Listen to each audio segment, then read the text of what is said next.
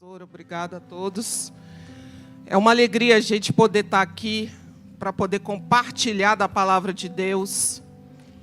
E como a pastora falou, e eu já estava incomodada ali, Deus falando sobre posicionamento.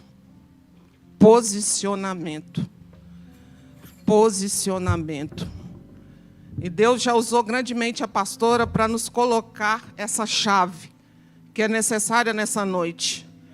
Tomar posição. Posição. Queridos, vou pedir que abram a palavra do Senhor em 2 Coríntios 4, versículo 7. Aleluias. Aleluias. Glória ao nome do Senhor. Pode sentar.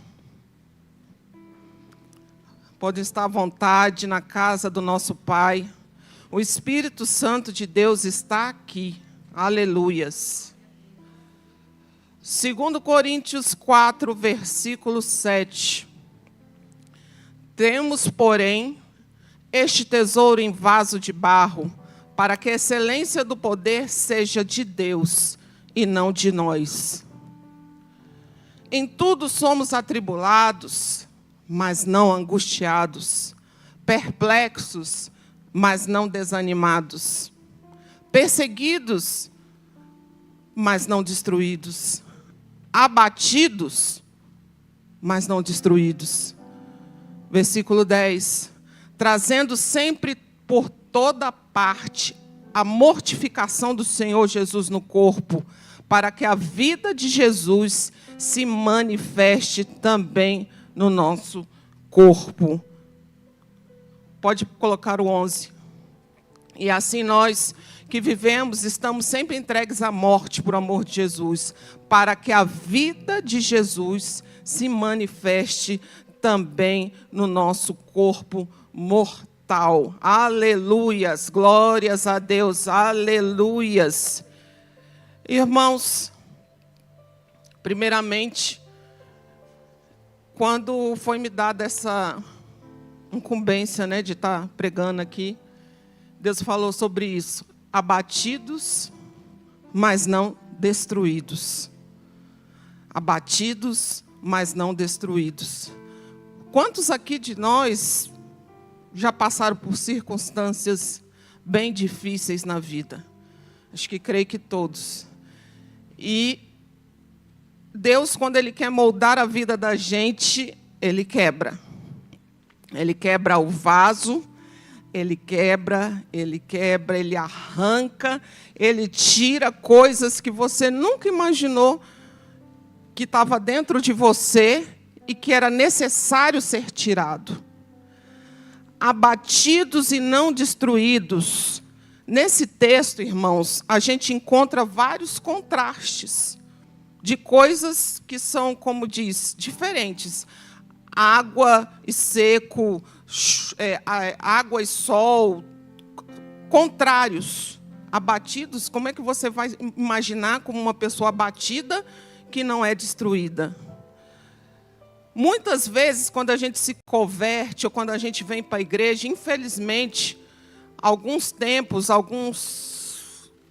algumas pessoas instruíram negativamente, dizendo que quando você vem para o Evangelho, você não vai ter problema, que vai ocorrer tudo bem, que vai estar tudo certo, que você vem para o Evangelho que como sendo um passaporte de você ter a sua vida perfeita, a vida de Doriana, que eu costumo brincar, é a vida 100% maravilhosa. É aquela continha, 2 mais 2 vai dar 4, eu venho aqui domingo, faço, frequento, tudo, vai dar tudo correto, meus irmãos, mas a Bíblia não diz isso.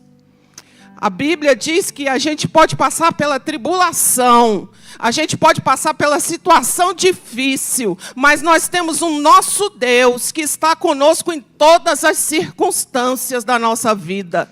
Tribulação não vai te abater, momento ruim não vai te abater, coisas ruins não vão te colocar no chão, meus irmãos. O inimigo das nossas almas, ele fica procurando nos destruir 24 horas do dia, procurando colocar no nosso coração um espírito de desânimo, um espírito de tristeza, um espírito de abatimento. Mas o Espírito Santo diz para nós nessa noite, para a gente não ficar abatido, para a gente não se sentir destruído, para a gente colocar a nossa vida na presença dEle. Para a gente tirar do nosso coração aquela ideia errada de que quando a gente vem para o Evangelho vai dar tudo certo, que vai ser sempre tudo 100% maravilha, que não vai haver discussão, que não vai haver problemas. Essa não é a ideia. A ideia é Jesus Cristo vivendo em nós, embora passemos por todas as circunstâncias difíceis.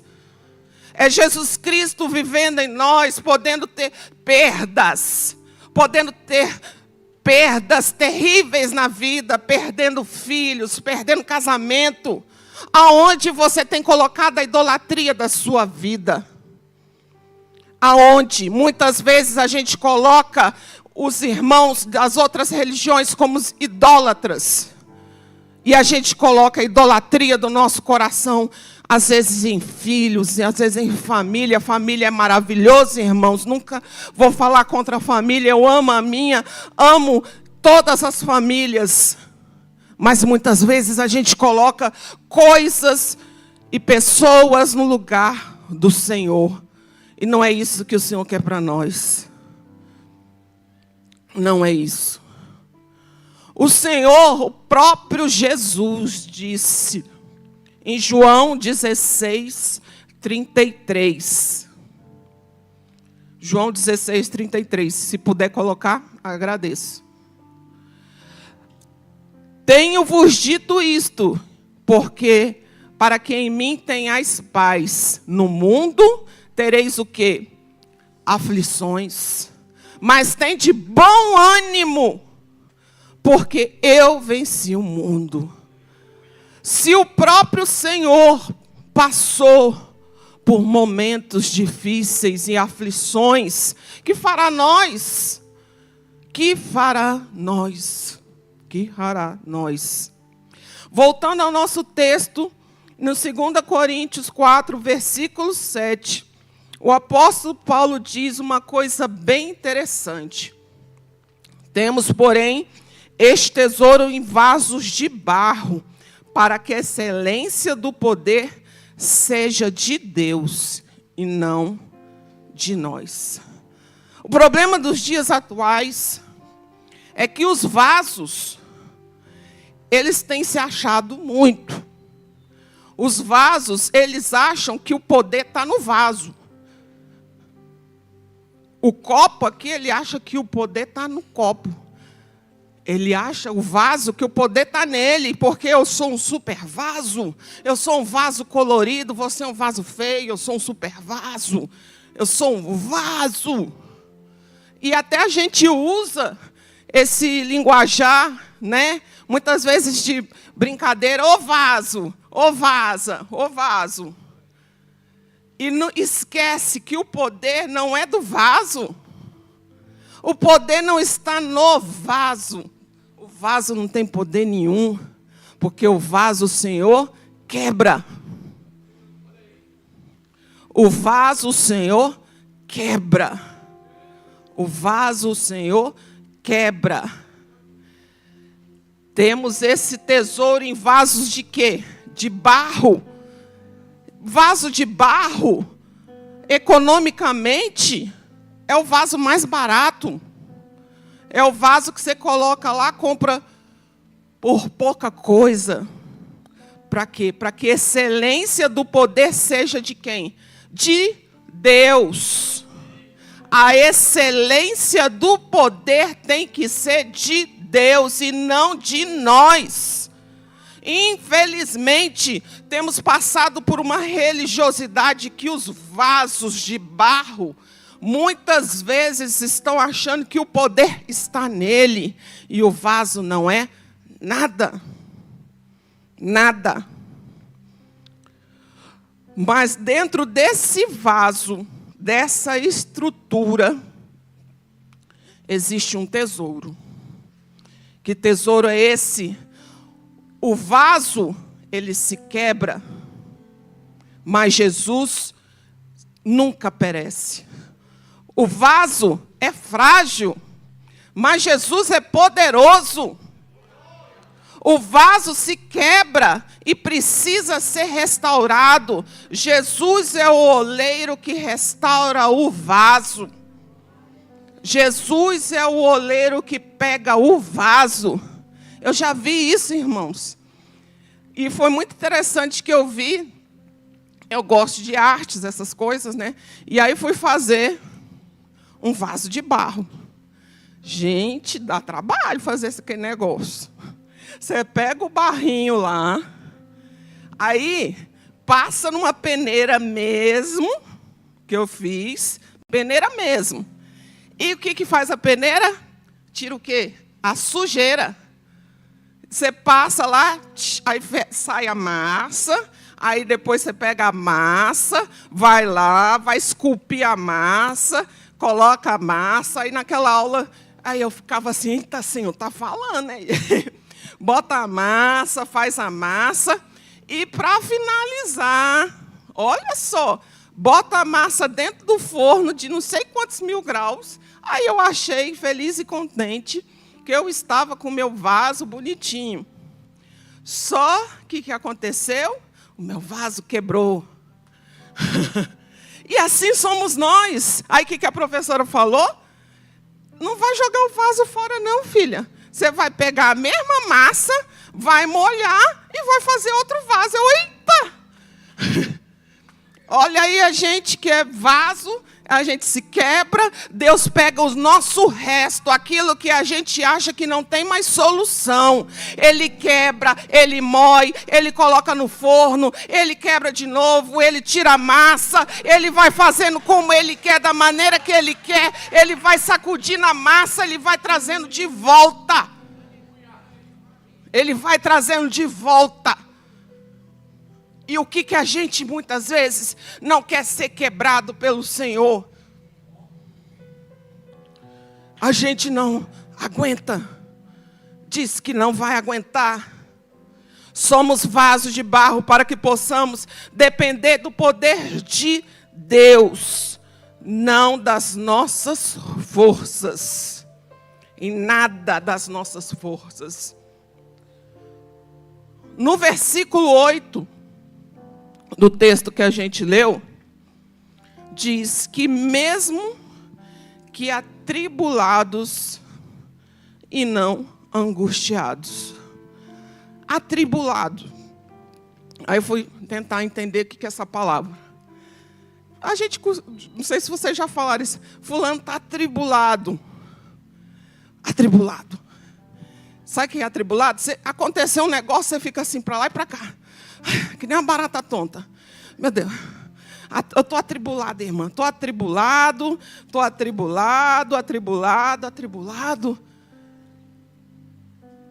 É uma coisa que acontece com todos nós. Eu amo a palavra do Senhor, porque quando eu entro na palavra do Senhor, eu vejo que não existe super crente. Eu vejo que não existe super. Eu vejo que o super não existe. Eu vejo que nós precisamos depender de Deus. Porque nós podemos estar atribulados, porém não angustiados. Atribulados. Outro sentido de atribulado, atarefado. Cheio de coisa para fazer, aquele dia difícil, que você fica senta assim, ai meu Deus do céu, Jesus, esse dia não acaba não? Quem já passou isso aqui? Todo mundo. Você fala assim, meu Deus do céu.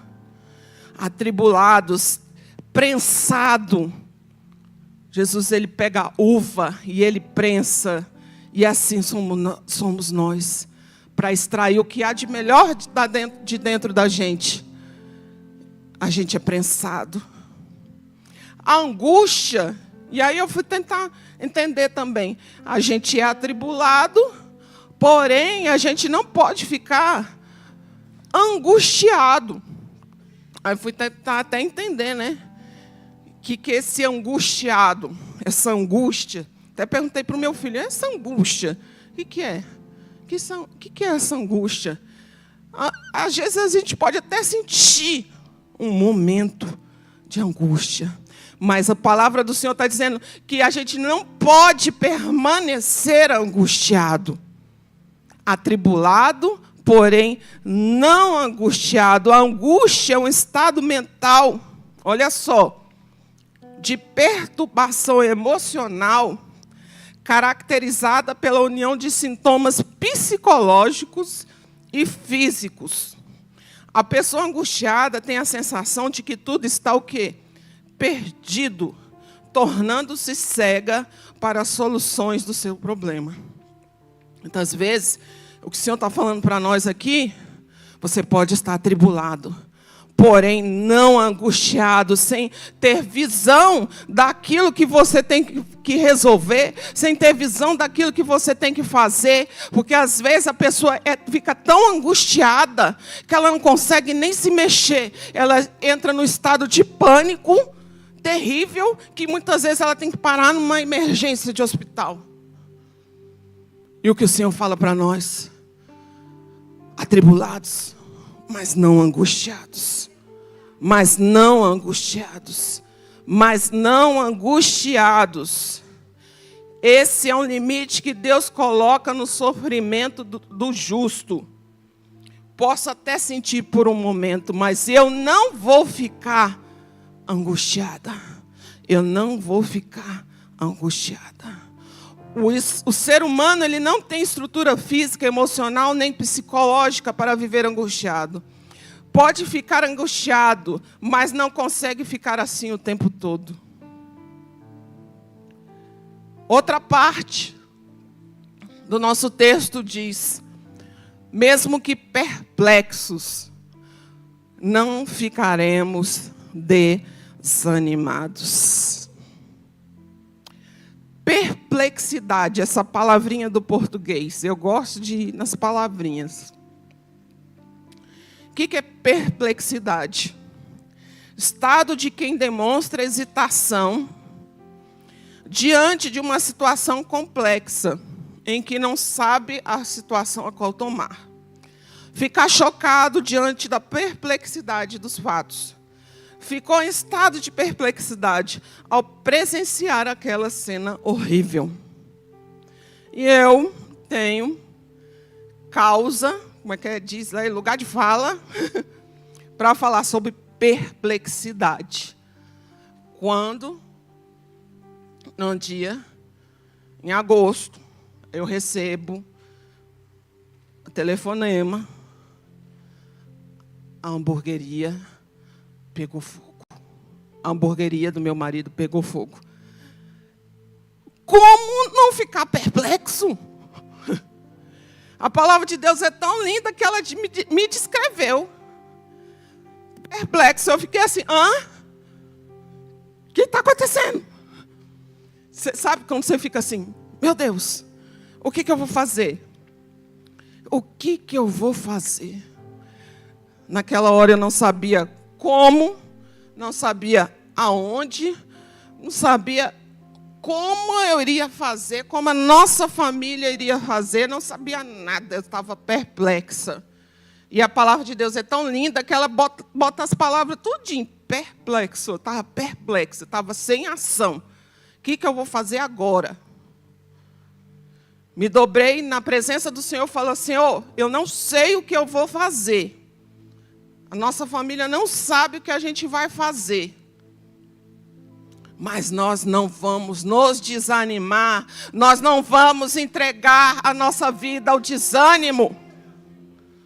Não vamos entregar a nossa vida ao desânimo, à tristeza. Fiquei perplexa. Fiquei. Como não se fica, irmãos? É muito fácil eu chegar aqui para vocês e dizer assim: oh, eu sou a irmã maravilhosa, que nunca erra, que nunca falha. É tão bonito falar assim, aqui nunca tem... Não, tá tudo bom. Eu não gosto. Fiquei perplexa. Mas o Senhor falou para mim: não desanima. Não desanimado, perplexo, mas porém não desanimados. A palavra do Senhor hoje, se você tem passado por situações difíceis, que tem te deixado no estado de perplexidade, não desanime, se levante amanhã, se levante no outro dia. Meu Deus, eu não sei como eu vou fazer, eu não sei como eu vou arrumar esse emprego. Às vezes você recebeu uma notícia ruim, às vezes você foi mandado embora, às vezes aquele seu negócio não está dando certo. Porque na vida de um crente, nem tudo vai dar 100% certo. Nem tudo. E o que Deus fala para você nessa noite: levanta. Levanta. Levanta. Sai desse lugar. Saia desse lugar. E venha para um lugar de ânimo na presença do Senhor. Na presença do Senhor. O desespero ou o desânimo não nos permite vencer a dúvida e paralisa a nossa vida por completo. O desânimo, você recebeu uma notícia ruim, você recebeu uma notícia que não foi boa, você vai ficar desanimado. Quantas amigas que eu conheci, algumas, pela notícia ruim que o marido foi embora, o fulano foi embora, o filho... Não quero mais saber de Deus. Me desanimei, entrei num buraco, e de um buraco parece que vai chamando outro buraco, que vai chamando outro buraco, e aquela pessoa, eu conheci uma pessoa assim, que ela entrou num círculo vicioso de desânimo, porque ela colocou a vida amorosa dela em primeiro lugar do Senhor. Então, quando a gente coloca uma coisa em primeiro lugar do que o Senhor, e a gente não consegue aquilo que a gente colocou como meta, e a nossa meta tem que ser o Senhor, o que faz em nós o quê? O desânimo. Mas o Senhor está dizendo para você: não coloque a sua vida amorosa em primeiro lugar, não coloque a sua família em primeiro lugar, coloque o Senhor em primeiro lugar. Mesmo você tenha recebido um não, ou alguma coisa diferente. Quantas vezes eu convivi com amigas que falavam assim: se eu não casar eu vou morrer. Eu vou isso, eu vou aquilo. Era o fim do mundo. Era assim, a expectativa de vida da pessoa estava no casamento. Se eu não for para o exterior, eu vou morrer. Se eu não for para não sei aonde, vai acabar minha vida. Ou quando, como diz popularmente aí no mundo, se você leva um fora, tem gente que se mata. Tem gente que entrega a vida. Mas quando a sua vida está firmada em Jesus, não tem ninguém que vai dizer se você é feio, bonito, amarelo, laranja. Ninguém vai ter que dizer que você não... Ai, você não gosta de você. Ai, é o espírito da rejeição. Porque você está o quê? Pleno. Cheio da graça do Senhor, cheio do Espírito Santo, e não tem ninguém, não tem cão, não tem parente que venha te afrontar e dizer assim: mas eu consegui uma família. Ai, mas você não tem uma família? Ai, eu consegui isso, mas você não tem. A minha época era concurso público. Mas eu passei não sei quantos concursos e você não passou, não interessa. Eu tenho um Senhor que cuida de mim com concurso, sem concurso, aonde for, Ele vai cuidar de mim. Eu tenho o meu Senhor, porque muitas vezes as pessoas, o inimigo das nossas almas, irmão, ele vai procurar aquele ponto de fraqueza. Vocês já viram tiro ao alvo? Não tem um pontinho lá que fica lá? Um pontinho do tiro ao alvo é onde dói. É onde você foi machucado, aonde você foi mais pisado. E o inimigo vem, às vezes, com palavras para dizer assim, mas você não conseguiu, mas você isso, mas você aquilo. Mas Deus diz aqui nessa noite, não ligue para as circunstâncias, não ligue para o homem, não ligue para o que o homem diz a respeito de você. Ligue para aquilo que eu digo a respeito de você. Mesmo que perseguidos, não estaremos desamparados. A palavra perseguido traz a ideia de perseguir, caçar como um animal. Perseguido. Também já fui perseguida. A gente às vezes é perseguido no local de trabalho. Às vezes a gente é perseguido dentro da própria casa. De ter situações que muitas vezes as pessoas passam e falam assim, olha, eu não consigo nem entrar na minha casa. Porque quando eu entro na minha casa, é minha mãe. Eu ouvi um testemunho de uma pessoa que falava assim, ela ia para a igreja, ela se converteu primeiro, e aí quando ela chegava em casa e a mãe via que ela estava chegando, falava assim, vai embora, sua crente, isso, aquilo. Perseguida pela própria mãe, dentro de casa. Dentro de casa. Uma coisa é ser esquecido, é não ter ninguém ao nosso lado. Principalmente aqueles que nós amamos ou que nós ajudamos, que esquecem de nós. Mas pior do que ser perseguido, do que ser esquecido, é ser perseguido. Porque às vezes você pensa assim, não, eu posso ser esquecido, tudo bem. Mas todo dia com uma pessoa ali te perturbando, te azucrinando, te falando. No entanto, o servo de Deus jamais se sentirá desamparado. Paulo sofreu duras perseguições desde o começo da sua conversão, até o seu último dia da sua vida. Paulo, ele foi preso em Filipos, cantou e orou à meia-noite. Quando foi preso em Jerusalém, deu testemunho diante do Sinédrio. Foi levado a Roma como prisioneiro de Cristo. Testemunhou ousadamente aos membros da guarda pretoriana. Mas mesmo assim, ele nunca se sentiu desamparado.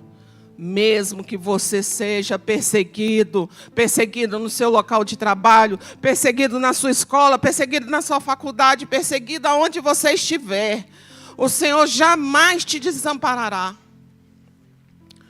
O Senhor jamais te largará. Jamais. E por fim, abatidos. Olha que coisa linda, que texto lindo, quando fala, mesmo que abatidos, não seremos o quê? Destruídos. A palavra abatido significa lançar para baixo, derrubado violentamente. Às vezes, irmãos, as coisas da nossa vida são engraçadas, assim, que às vezes a gente pensa assim, meu Deus, vai dar tudo certo, né? Mas não é bem assim como eu falei. Tem situações que nos abatem mesmo. Essa palavra abatido, ela dá uma sensação de que você vai ficar, às vezes, bem prostrado. É também uma palavra usada que quando você está numa luta, o seu oponente vai fazer o quê? Vai te abater, ele vai te jogar no chão. Ou na luta lá de jiu-jitsu, sei lá, e vai te abateu, pá! A palavra era usada para falar de derrubada de um oponente na luta ou de derrubar uma pessoa com a espada ou qualquer outra forma. Já a palavra usada no original para destruídos significa aniquilar, fazer perecer. Mesmo que abatidos, não seremos destruídos. Mesmo que abatidos, não seremos destruídos.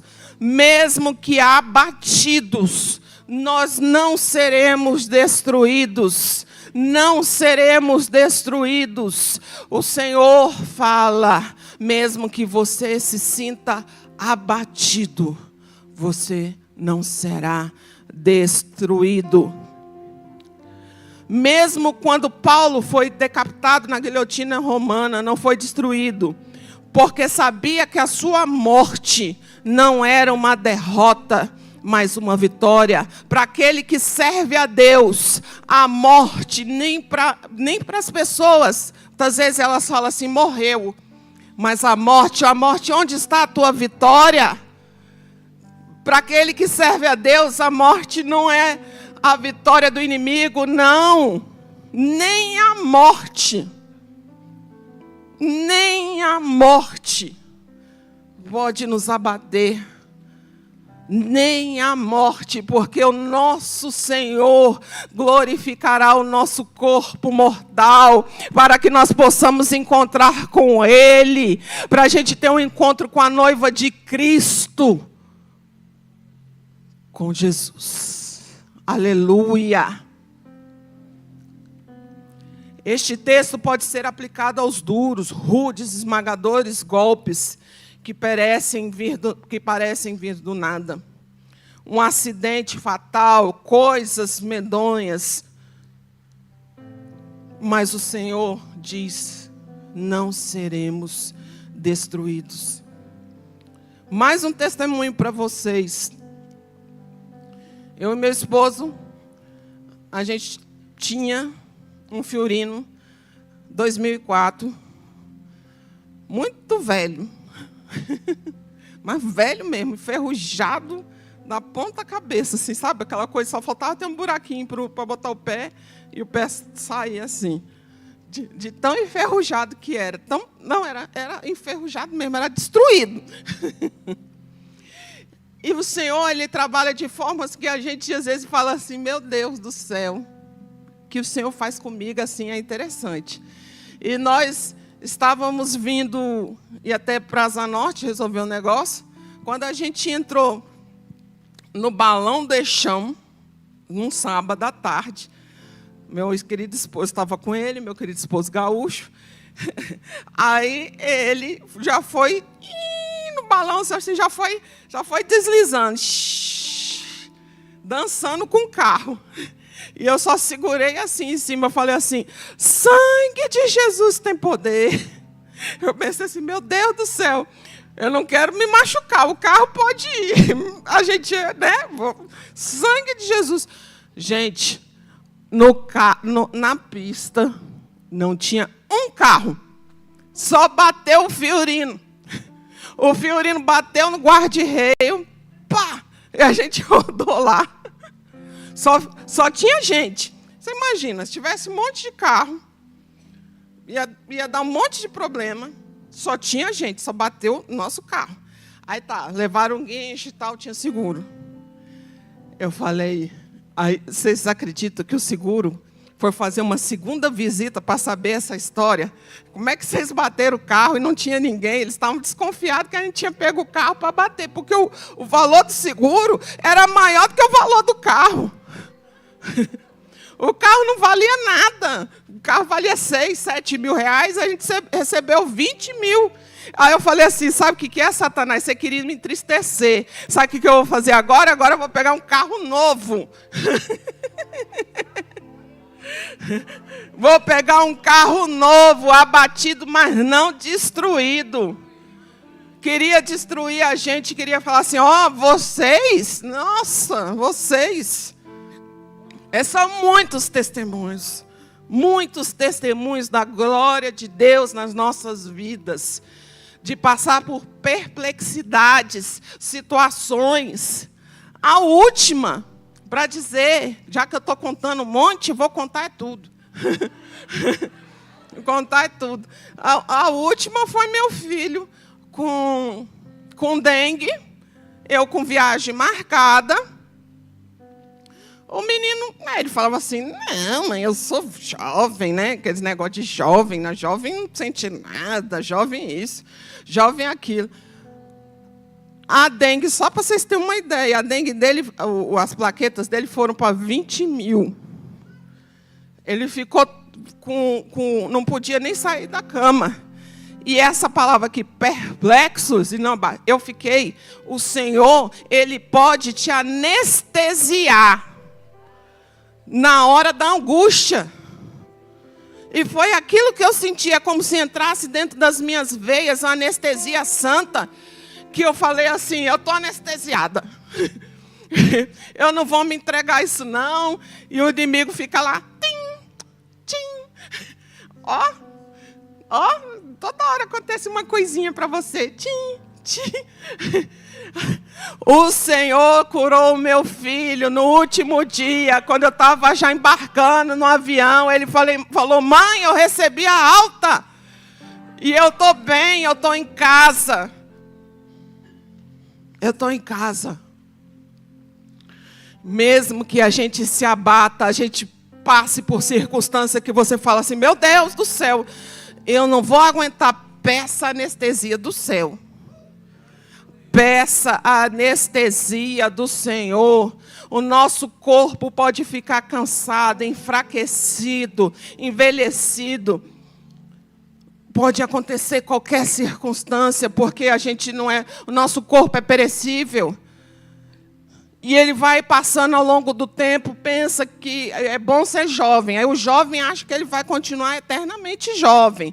Ele acha que não, o corpo, a máquina, ela vai poder envelhecer, mas o espírito, quando está no Senhor, o espírito jamais envelhece, o espírito jamais se entrega, porque a presença do Senhor é que nos fortifica todos os dias. Todos os dias. O nosso presente, muitas vezes podem perguntar assim, na dor, na doença, eu já convivi. No presente doloroso, já convivi com pessoas que estavam partindo para a glória de Deus, sentindo dor no corpo, sentindo o corpo indo embora, mas a glória do Senhor permanecia naquele lugar, mesmo com o corpo perene, o corpo sentindo. A glória de Deus estava naquele lugar. Não atentamos para as coisas que se veem, porque as que se veem são temporais, mas as que não se veem são eternas. Só para finalizar, em 2 Coríntios 4, versículo 16. A gente vai ler do 16, 17 e 18. Por isso, não desfalecemos. Mas ainda que o nosso homem exterior se corrompa, o interior, contudo, se renova dia após dia. Porque a nossa o quê? Leve e momentânea tribulação. Leve e momentânea tribulação produz para nós um peso eterno de quê? De glória, muito excelente. Não atentando nas coisas que se veem, mas nas coisas que não se veem.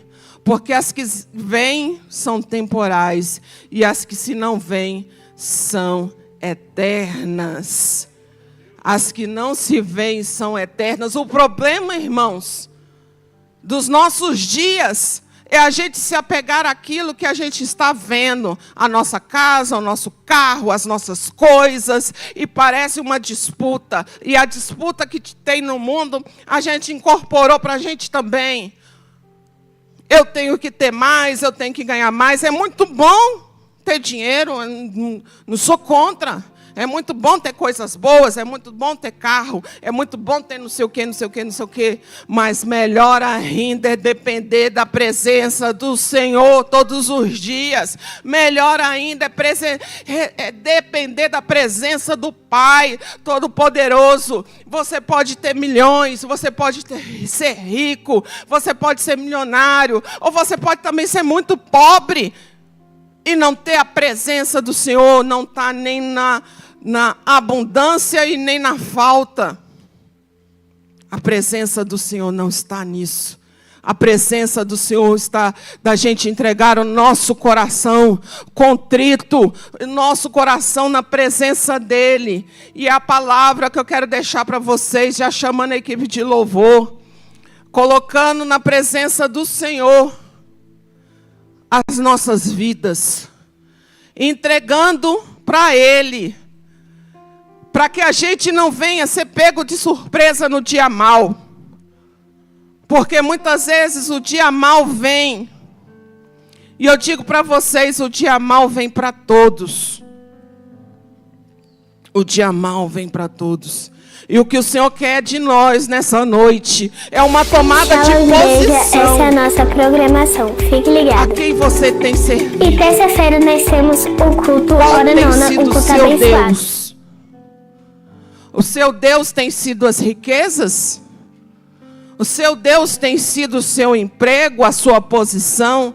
Muitas vezes, irmãos, eu servia a Deus e eu colocava certas coisas como Deus na minha vida. Uma vez eu coloquei, o meu esposo sabe, eu coloquei um juiz que eu trabalhei e falei assim, esse homem é um homem. Eu vou fazer isso porque eu tenho que provar para ele que eu cheguei aonde eu cheguei, eu tenho que ser o máximo. E, infelizmente, esses dias, esse homem faleceu. O homem é perecível. O homem se acaba, mas o Senhor nunca acaba. O Senhor nunca perece. O Senhor não tem fim. O Senhor nunca terá fim. Em que você tem colocado a sua vida. Por isso, irmãos, às vezes a gente passa anos e anos e é um entra e sai de pessoas. É um entra e sai, é um entra e sai. Aí você pode dizer assim, mas o problema está a igreja. Não. Você pode entrar aqui, você pode ir ali, você pode entrar, você pode sair. Pode entrar, você pode sair, você pode entrar, você pode sair. E o problema está em quê? Em você que não tomou a posição. Em você que não pegou e falou assim, eu mesmo, sem casamento ou com casamento, com filho, sem filho, eu vou servir ao Senhor. E minha vida está nas mãos dEle, não colocando as coisas que se veem como acima do Senhor, mas colocando as que não se veem como eternas, como dependência sua. Porque se você estiver firmado nas coisas que se veem, se teu marido te largar, você vai deixar de ser crente? Você vai deixar? Você vai deixar se você coloca a sua esperança no homem? Você vai deixar se você perder o seu emprego? Se você ficar pobre, sem nada? Aonde tem colocado a sua esperança? Vamos nos colocar de pé.